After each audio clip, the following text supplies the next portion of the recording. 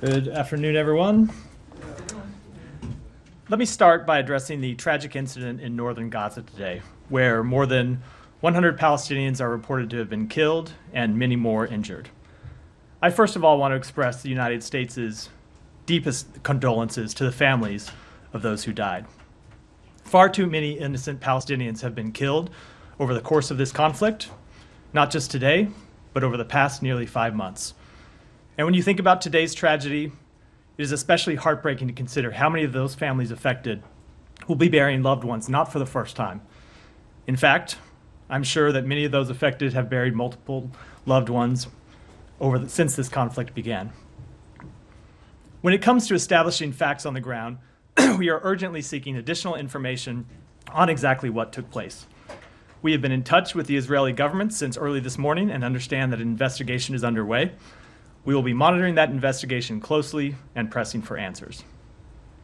This tragic event also underscores the importance of expanding and sustaining the flow of humanitarian assistance into Gaza in response to the dire humanitarian situation, including through a potential temporary ceasefire as part of a hostage deal.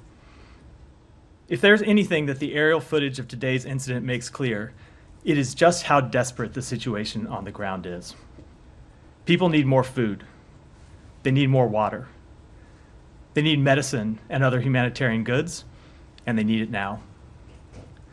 We continue to make clear in all of our discussions with the government of Israel that all possible measures must be taken to allow the entry of more assistance into Gaza through as many points of access as possible and to enable safe and secure distribution of that aid throughout Gaza. But as we have said before, the best way to alleviate the ongoing suffering of the Palestinian people is to reach an agreement for a temporary ceasefire that would get hostages out, enable more aid to come in, and allow that aid to move everywhere inside Gaza. We continue to work day and night to achieve that outcome, including through calls the President held this morning with President al-Sisi of Egypt and the Emir of Qatar, Sheikh Tamim, as well as one Secretary Blinken held earlier today with Qatari Prime Minister Al-Thani. Every leader on those calls agreed that this terrible event underscores the urgency in bringing the hostage talks to a close. We continue to believe a deal is possible, and that a deal is in the interest of Israel, the Palestinian people, and the broader region, and we will continue to push for it to be concluded as soon as possible. With that, Matt. Yes, thanks. So on that, what is your understanding of what happened? So our understanding is that there was a commercial convoy delivering humanitarian assistance, that there were no UN agencies involved. They were delivering assistance, and then beyond that, we have seen obviously conflicting reports. We've seen the reports from the government of Israel. We've seen accounts from local Palestinians who were on the scene. We don't have ground truth on what happened. We know what we've seen people say publicly, and we're seeking more information and looking for the results of the investigation, as I said in my opening comments.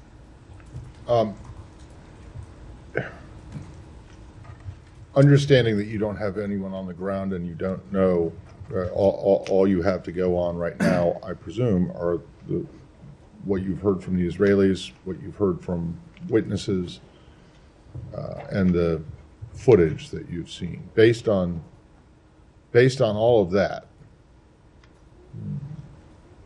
what can you say about what it appears happened? I don't want to draw any conclusions about what appears happened because I think it's too early to say. Oftentimes the early accounts in these situations have turned out to be incorrect. But two things are clear. One, just from the aerial footage, you can look at that and right away conclude the situation is incredibly desperate. That people are swarming these trucks because they're hungry, because they need food, because they need medicine and other assistance. And that tells you that we need to do more to get humanitarian assistance in. And then the second thing is that too many Palestinians died today, as has been true far too many days since October 7th. And so that's why we continue to push for a temporary ceasefire agreement that would alleviate the suffering of the hostages that continue to be held by Hamas and get them home to their families, and that would alleviate the suffering of the Palestinian people. Well, when you say too many Palestinians died today, does that mean that there is some kind of acceptable number of the acceptable number deaths? is 0. The acceptable number is 0 of innocent Palestinians. I'm differentiating that from Hamas fighters, obviously, but the acceptable number of innocent Palestinians dying is 0. All right, and then last one. So you talked about how it's important to expand aid deliveries, but also to increase the access points. You've been speaking publicly and privately for weeks now about your push for the Israelis to open Erez crossing for aid deliveries. How is that going? I don't have any updates on it other than it continues to be a high priority for us. And if you look at the situation today, the reason we have been pushing for an opening of a crossing in northern Gaza is because we know that the situation there is incredibly dire. Even when you've had assistance flowing, not enough assistance flowing ever, but certainly over the past few weeks, not enough assistance flowing in the south, at least there has been assistance getting in. The situation north has been much more difficult because of the difficulty of trucks traveling all the way from the south to the north and the difficulty of guarding those trucks, which I think is one of the things that we saw today. So we continue to push for a northern crossing to be open, continues to be a high priority for us, but I don't have an update on it. Thank you. Sean. Could I just some elements of that?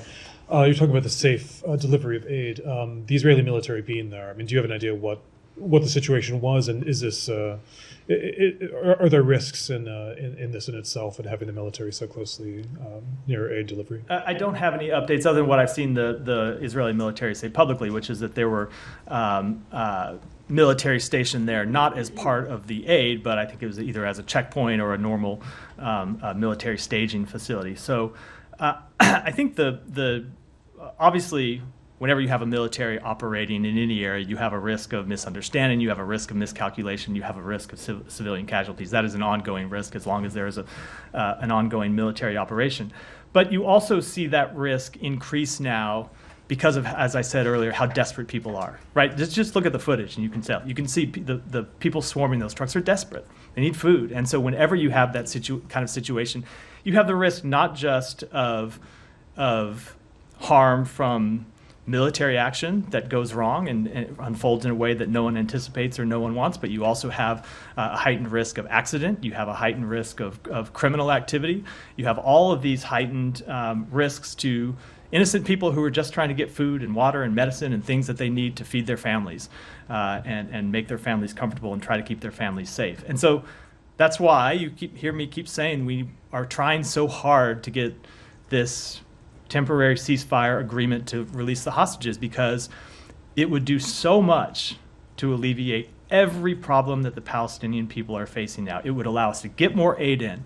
It would allow aid to be delivered safely throughout Gaza, and it would allow people in Gaza more freedom of movement to move around and get to aid and get to their homes and get to their neighborhoods. So it is urgent that this agreement be reached, and that is why you see the president and the secretary and others in the United States government pushing so hard to get it over the finish line.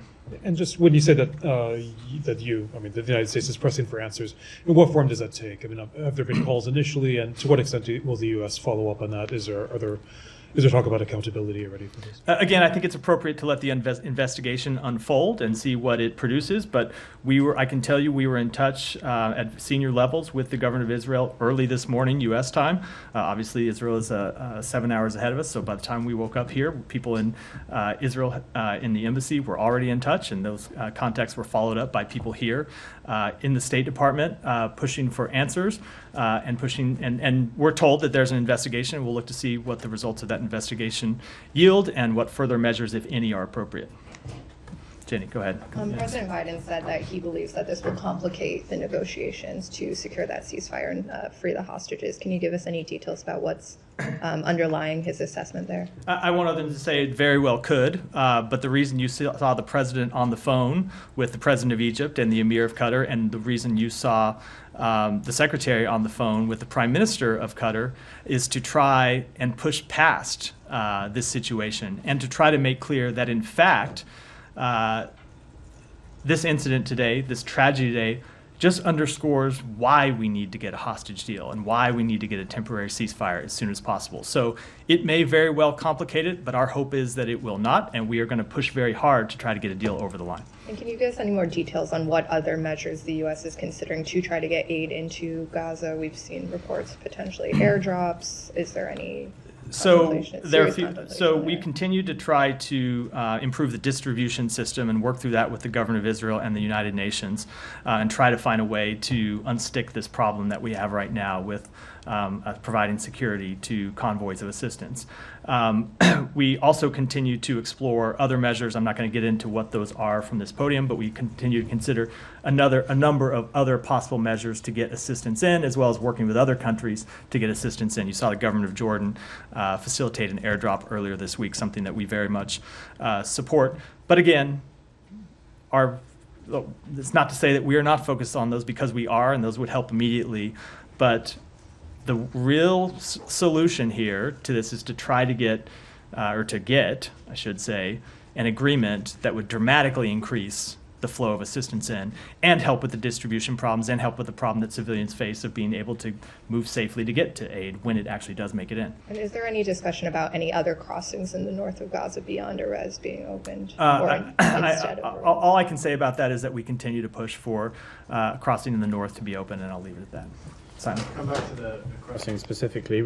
Could you, I mean, a lot of people will be looking at this and saying, you know, you're the main supporter of Israel. Israel is completely in charge of this crossing, the Erez crossing, and other border crossings, and that could potentially open up aid to northern Gaza. We see these images, as you say, it demonstrates the desperation that people are feeling.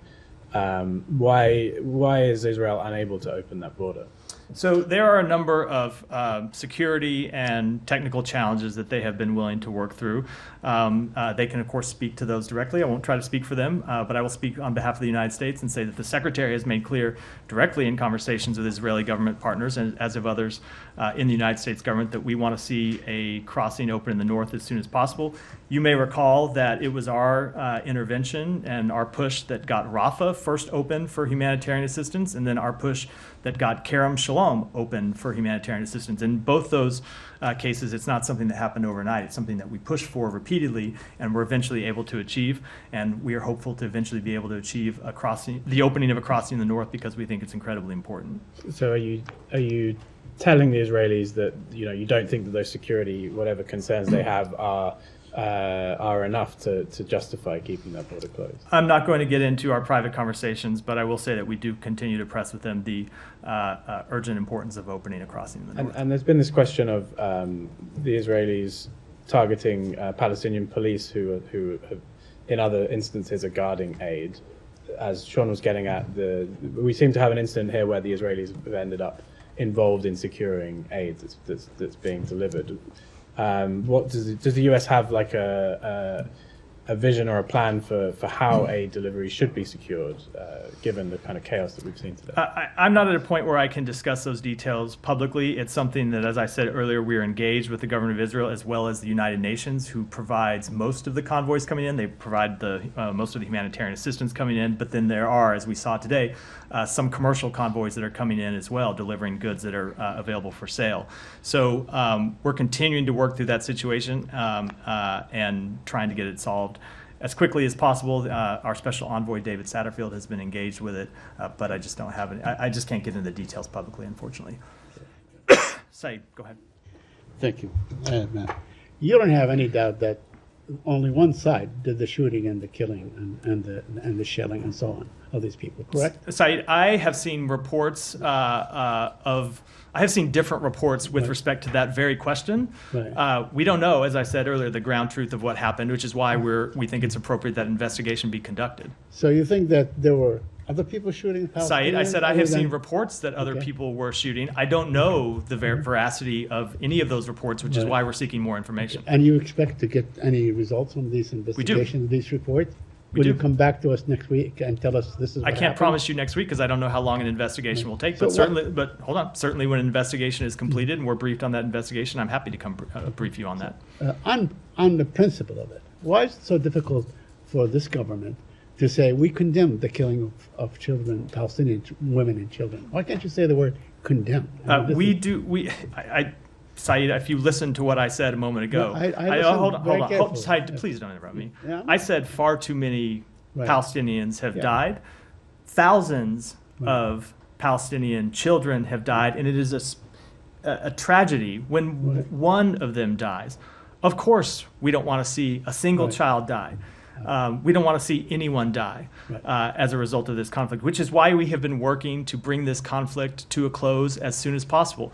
But whenever you ask me these questions, I do think you continue to kind of just elide over the fact that Hamas bears a great deal of responsibility for putting those children in harm's way. Remember, it was Hamas that launched this war in the first place with an attack on Israel that killed men, women, and children, and that Hamas that hid and continues to hide behind children as human shields. So yes, we do not want to see any child die. We don't want to see any innocent civilian die, which is why we are working so hard to try to achieve a temporary ceasefire that would alleviate their suffering. Yet I have not heard the word condemn. I mean, this war began way before October 7. I mean, in fact, the reason that this administration was so strong on, pursuing a Middle East peace and so on, because the war has been going on for decades before and so on. We heard this administration when they came into office talking about reopening the consulate, talking about reopening the PLO office here, talking about restarting and reigniting peace talks and so on, re-aiding UNRWA and so on, simply because the war has been going on for a very long time. Because Gaza was under siege for a very, very long time. Saeed, nothing that happened before October 7th justifies what Hamas did on that day. And it is what Hamas did on that day that led to the outbreak of this war and led to the suffering of so many innocent Palestinians. I just feel it's important to correct that fact. That's fine. I mean, you guys said this many times before, but in fact, Israel has been waging war on Gaza for a very, very long time. Let me ask you on the aid issue, on the trucks and the trailers and so on.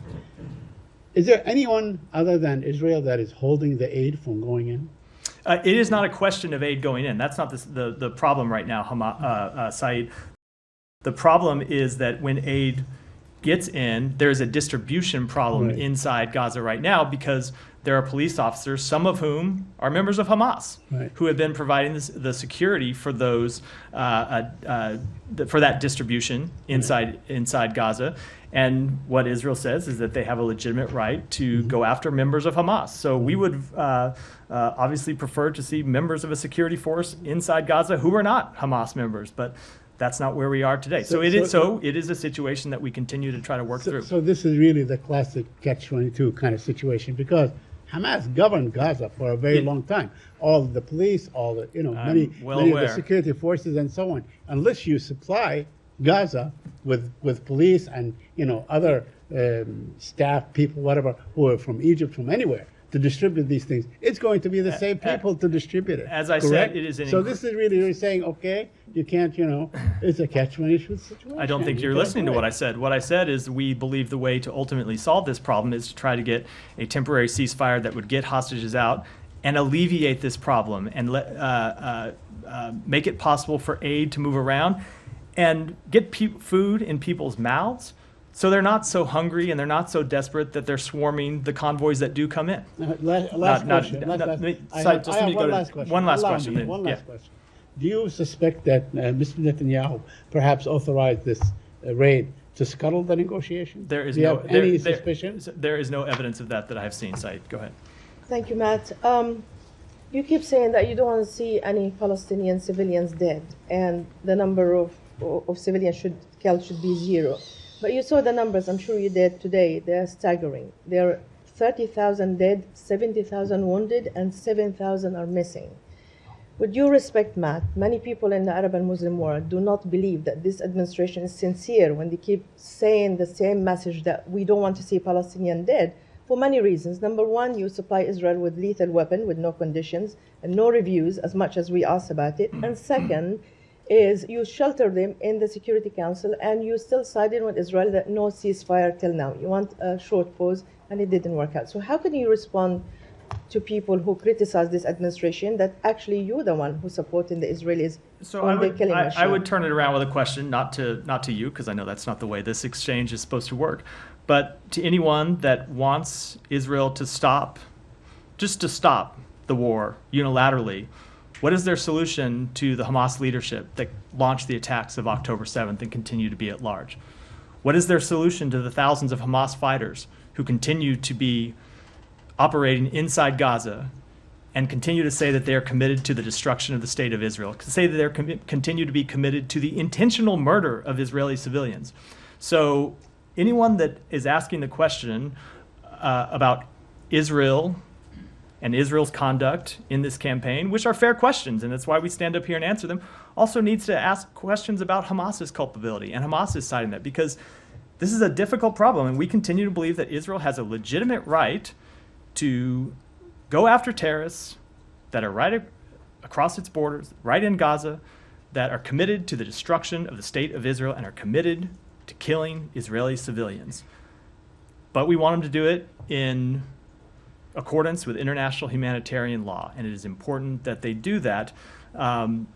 Again, as I've said before, if Hamas came out and laid down arms, all of this could be over today.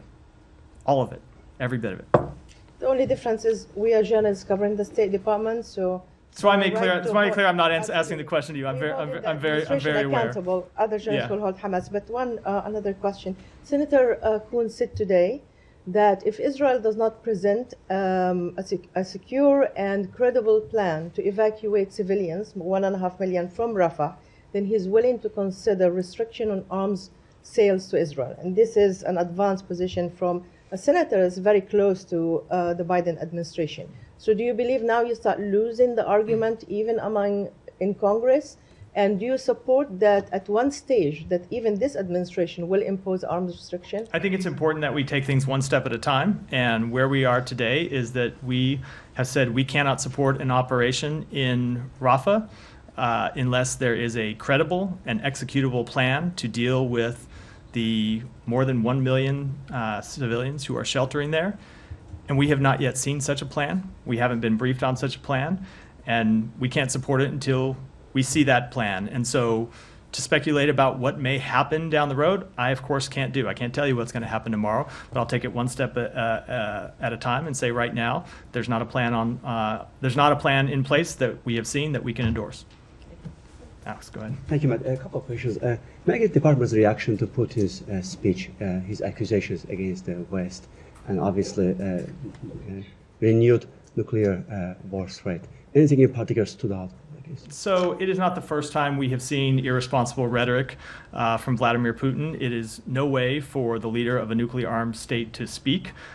We have communicated in the past privately and directly with Russia about the consequences of the use of a nuclear weapon. That said, we do not have any sign that Russia is preparing to use a nuclear weapon, and we will continue to monitor this carefully. Thank you. Yale University just came up with a report this morning. They highlighted 323 incidents of targeting Ukrainian energy infrastructure, damaging it, mostly outside of the front line. This is something the Secretary flagged last fall. Now that you have a report backing it, is there any action you're going to take to hold Russia accountable? Any action we're going to take to hold Russia accountable? So this I think you have seen us take a number of actions to hold Russia accountable over the 2 years since this war began, the more than 2 years now since this war began, when it comes to imposing sanctions on Russia, imposing export on Russia to try and dry up the fuel for the Russian economy and the Russian military machine. And you have most significantly seen us hold Russia accountable by providing security assistance to Ukraine to defend itself and repel the Russian aggression from its borders. And it's why we continue to say that the most effective step that can be taken to hold Russia accountable would be for Congress to pass the President's supplemental request to make sure that Ukraine continues to get what it needs to hold Russia accountable. And in Vienna, at OSCE, you guys invoked today Moscow mechanism along with other countries. Criticism is that Moscow mechanism has been invoked multiple times last year, but there is no real impact of it if Russia stays the member of the OSCE. So what are you guys trying to achieve with the next round of Moscow mechanism? So we continue to hold Russia accountable at all levels in multiple fora, and I don't think you should look at actions in just one as the totality of our engagement. Let me go ahead. We're already half an hour in. Please come back to me. Janie, go ahead. Thank you very much, Matt. Strengthening cooperation in responding to North Korea was discussed at the U.S. and South Korea foreign ministers meeting yesterday. However, China is violating sanctions against North Korea and continues to provide used ships including fuel, to North Korea. Why are there no additional sanctions against China? So the Secretary and the Foreign Minister of the Republic of Korea did discuss yesterday their concerns about the DPRK's increasingly aggressive behavior, their repeated violations of UN Security Council resolutions. And I can tell you that in every conversation the Secretary has had with his Chinese counterpart, Wang Yi, he has raised North Korea's activities, and he will continue to do so, and I don't want to preview any further actions. Second question, President Biden signed executive order banning the sale of information about the U.S. individual and the U.S. government to adversaries. As you know, China is carrying out information activities through Confucius Institute around the world, including United States. What measures is the United States currently taking on this? Let me take that one and get back to you, Michelle. Yeah, Matt, CNN reported that the American administration is concerned that Israel is planning a ground incursion into Lebanon that could be launched in spring or next summer. Can you elaborate on that, and to what extent are you concerned? I am not going to comment on leaked reports, even ostensibly to your esteemed colleagues at CNN in the room here.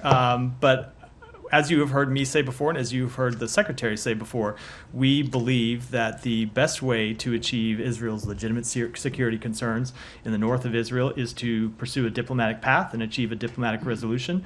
The government of Israel has said it believes that the diplomatic path is the best way to seek a resolution, and that's what we'll continue to engage in. And do you expect any incursion in the spring or in the summer? I do not want to comment again. I talked a minute ago about taking things step by step. Let's take this step by step. Right now, we take the government of Israel at their word that they want to pursue a diplomatic resolution, and that's what we're engaged on.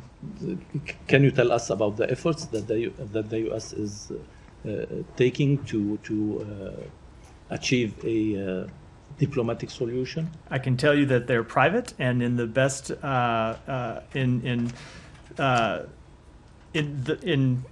the best prospect of them being successful is to keep them private, but that we are engaged intensively on them.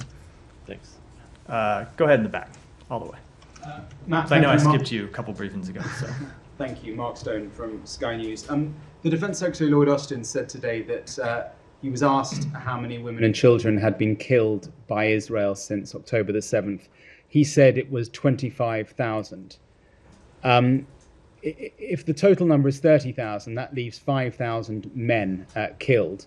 If you assume that all those men are combatants, which is an absurd assumption, but some have made that assumption, that means that more than 80% of the people killed since October the 7th are civilians.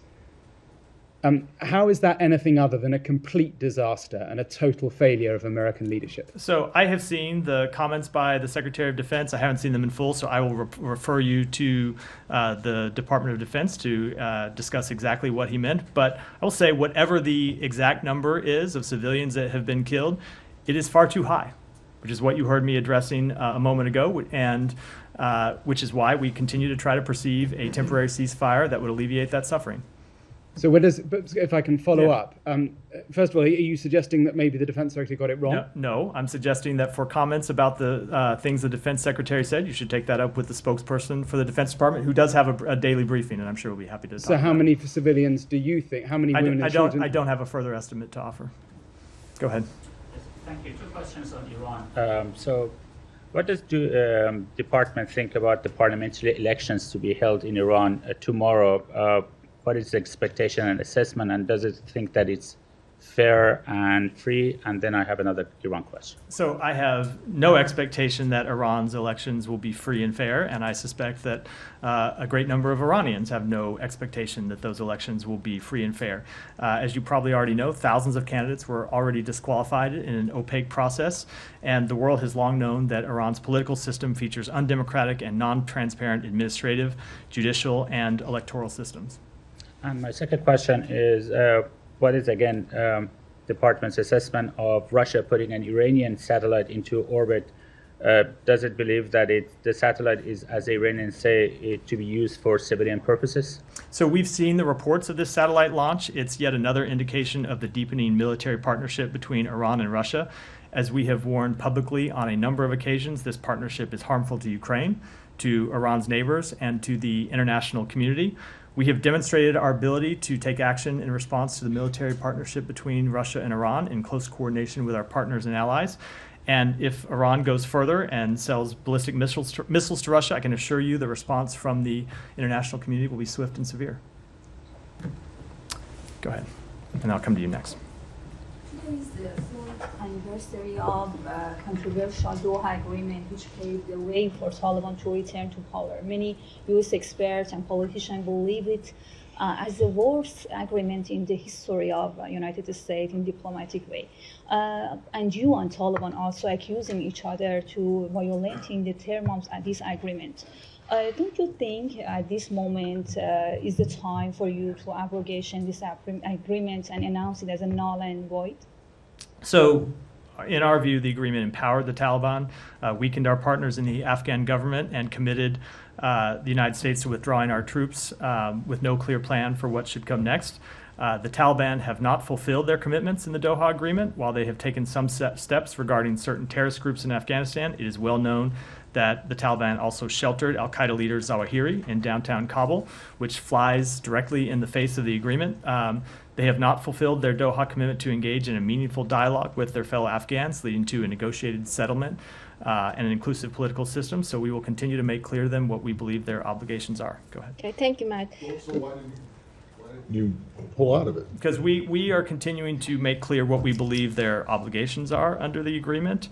But if they're not doing it, then, I mean, look, you guys took what you say now is a flawed and bad agreement from the previous administration, but forged ahead with it, even while knowing that,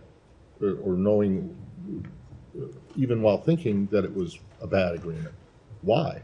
I think has been litigated from this podium many times, mostly before I got here, is that we were playing the hand that we were dealt. And thought it was important to withdraw U.S. troops from Afghanistan. But the hand that you were dealt on other things, such as the Paris Climate Accord, you rejoined that after it had been pulled out of. And the idea of leaving U.S. troops in Afghanistan was not one that the president supported. And then related to this, I told her I was going to go next. Yeah, I know, but this is directly related to Afghanistan. Sure. So I asked you yesterday to follow up on Nick's question on the HVAC. So Chairman McCall has just announced a March 7th markup for a bill that would hold the Secretary in contempt of Congress for refusing, allegedly, to turn over these after-action report interview notes. What's your response to that, and do you have any response to the questions that I asked you yesterday? Let me take the second question first, because I hadn't really looked at that statement, which came out right before the briefing. So, what I said 2 days ago was accurate. I stand by it. We did not tell the committee that the interview notes were the property of other agencies, as the committee said in its letter from a couple days ago.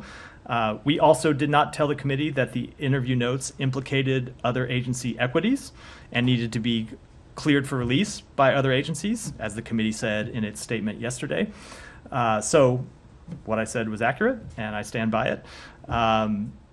But as it relates to the overall question, this is a matter we have been trying to resolve amicably for some time. We recognize the committee's legitimate oversight function, and that's why we have supplied them with thousands of pages of documents. It's why we have made people available for transcribed interviews. As you know, we have come to kind of loggerheads at certain points in the past and been able to reach a resolution, and that's what we'll try to do here. Okay, so but you're still not prepared to turn over what they're asking for, whether their interest is, in your view, legitimate or illegitimate. They do have a legitimate interest in the subject, but you're still not going to hand them over. Is that correct? Two things. One, they have a legitimate interest in the subject, but that does not mean that there aren't also longstanding executive branch equities that we need to be mindful of. So that's the first thing. The second thing is, I'm not going to negotiate over this in public, but we are are and will be in contact with the committee about this to try to reach some kind of resolution. Well, are you at all concerned that there's going to be this markup in the committee that would hold the secretary in contempt? We of are going to Congress? try to achieve a resolution. We've seen these markups Before announced. then. But yes, before then. Thank you. Now, go ahead. Thank you. Going back to humanitarian aid into Gaza, the ICJ ordered last month immediate and effective measures to protect Palestinians in Gaza from the risk of genocide. That includes ensuring humanitarian assistance. So do you think that Israel is complying with this ICJ ruling? And do you believe, do you agree that today's attack near Gaza on starving people waiting for humanitarian assistance violates this ICJ's So ruling? again, let me just say, I don't believe we have established the facts of what actually happened today, but it is important that those facts be established, which is why we have called for an investigation, and we'll look forward to the results of that investigation. As I've seen, there are conflicting accounts, and we don't know the ground truth of what happened. When it comes to the overall question, we certainly have seen Israel take some steps to facilitate the assistance of humanitarian aid into Gaza, but we think that there's more that they can do and more that they should do, and it's why we continue to press them on. I have a follow-up on that, because UNRWA's head Lazzarini today said during an interview with CNN that there has been a 50% reduction of humanitarian aid entering Gaza compared to last month, despite the ICJ's ruling. So it seems that Israel is not taking maybe those steps to allow more humanitarian aid. Do you think that Israel maybe should face some consequences for not complying with this rule? So we think they should allow more humanitarian assistance in, but ultimately this goes to this problem I was referring to a minute ago, where you have the problem not just of it getting in, but then getting properly distributed to those who need it because of the very severe security situation on the ground. That's what we want to see resolved, and that's what we're working with the government of Israel as well as the appropriate UN agencies on trying to accomplish. Go ahead, Jen. House manufacturers are made in Moscow today. I'm wondering what the U.S. assessment is of Moscow taking this role to try to play, I guess, a diplomatic role here. So we have not seen Moscow play much of any role in trying to resolve this conflict since October 7th.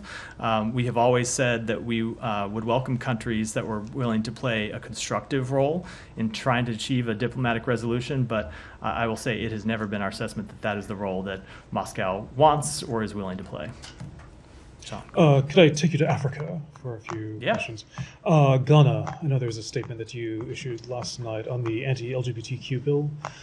Just to follow up on that, if my understanding is that the president, Akufo-Addo, hasn't signed it yet, are there talks with Ghana trying to stop this from becoming law? And if it comes to fruition, is there a sense of what the repercussions, if any, could be from the U.S.? So we have made very clear what our opinion is on that law. You can look at my statement yesterday, and we have made that clear in private conversations with the government of Ghana as well. I don't think I should get any more specific than that, but if this bill becomes law, it would certainly have a chilling effect on foreign investment and tourism in Ghana. You've seen that same chilling effect bear fruit in Uganda, which passed a very similar law in the past. And I can say that should the bill pass, it would potentially have ramifications on U.S. assistance in the country. Sure. Just a couple more in Africa. Yeah. In Chad, the opposition leader is killed, Mr. Dilo Joru. I wonder if the U.S. has any comment on that in terms of how this complicates, if at all, the situation in Chad. No, so we are aware of the targeted violence that transpired yesterday in a neighborhood in the capital. That violence has abated, but we continue to monitor the situation closely, and we've seen reports of his death, widespread reports of his death, but have not confirmed them and don't have any other assessment at this point. Sure. And just one more, I know I've asked about this before, but in Senegal, the date for the election, the opposition is calling for it to be held before April 2nd, when President Sall has said he'll step down. I know you've said before that the U.S. wants the election as soon as possible. Does the U.S. want to weigh in on that timeline, whether it should be before he leaves office? I don't want to weigh in other than to reiterate what we have said before, which is, as the Supreme Court ordered, we want to see the constitutional process followed, and we want to see the election as soon as possible. I'll take a couple more and then wrap. Go ahead. Thank you very much, Matt. Thank you very much. A gentleman named João Diego, a Portuguese-American from Texas, did $200,000 business with China, got cheated, got robbed. Till date, there is no clue about who did it. 3 months before him, a gentleman from Reston did the business with the same company for about 120,000. Went to the Beijing office of the U.S. Embassy, complained, filed the name of the person, phone number, picture. That same person basically cheated this other gentleman 3-4 months later. Any protection for U.S. businessmen regarding State Department officials sitting in Beijing about solving their business-related issues? You know, I do not know the underlying specifics of the cases that you've raised, so can't possibly comment Just on one it. more. No, go ahead. Go. Let me just, it's been a busy day. Please, Go one ahead. more. Just fine. Yeah, go ahead. So, as you know, the Polish foreign minister was in town recently, and in many comments before his meeting with Secretary Blinken, he repeatedly warned that if America fails to honor the president's pledge of supporting Ukraine as long as it takes, it will badly damage America's credibility as an ally, and then some allies will look for security elsewhere, and others will look to pursue their own nuclear weapons. Is that? What's your response to that, and do you share this worry? So we think that America's credibility when it comes to upholding our commitments to our allies is well established, and it's something that has been well established over decades. That said, I am quite sure that our allies are watching closely what the United States Congress does when it comes to supporting Ukraine. And even more than that, I know our adversaries are watching closely what the United States Congress does when it comes to Ukraine. Most importantly, President Putin, who I am sure is watching and waiting to see if the United States Congress is going to stand with democracy and stand with those who support freedom, or if it is going to allow President Putin to continue his aggression against Ukraine without ongoing military support from the United States. Sorry. Yeah.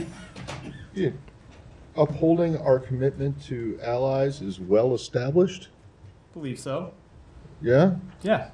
Okay, well, you're going to tell that to the Montagnards, to the Hmong, to the Cambodians, South Vietnamese, to the Kurds, to the Afghans, all of whom were abandoned by the United States after, having gotten firm commitments of support. So we could do a long tour through United States foreign policy. Well, I'm sure we don't most have to do the most long of which tour. you will I know just to read, want to know who comes up with the language that your commitment to allies is well established, when in fact what's well established is a long history of you abandoning allies. I think when it comes to our allies, and specifically I was speaking about our NATO allies in response to that question, I think our track record of supporting them is clear, and more importantly, the commitment from the president is clear.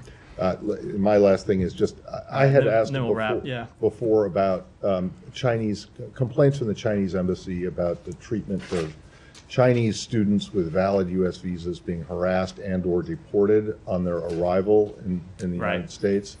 Do you guys have anything more to say about that, and how widespread an issue this is? I realize it's not mainly a State Department concern once people arrive at a port of entry, but you do give the visas out, and if someone has a valid visa, they should have an expectation of at least not being harassed. Let me say generally that people-to-people ties are one area where we can work cooperatively and constructively with China, and it's something that we have sought to increase. You may have seen the announcement just recently that we agreed with China to allow 100 weekly flights, direct flights between the United States and China, 50-50, split between the PRC and the United States. When it comes to people from China coming to the United States, students make up a significant portion of those who come.